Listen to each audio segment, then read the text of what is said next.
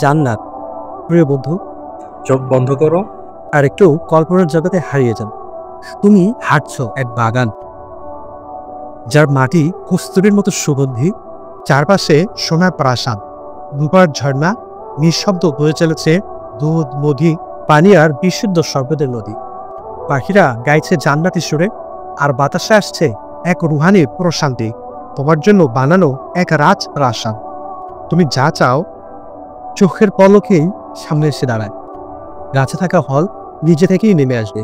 তুমি শুধু ইশারা করবে। তুমি থাকবে চিরতরুণ, কখনো বার্ধক্য আসবে না। তোমার মুখে হাসি থাকবে, আর কোনো কান্না আসবে না। ভালোবাসা থাকবে, কিন্তু বিদায় থাকবে না।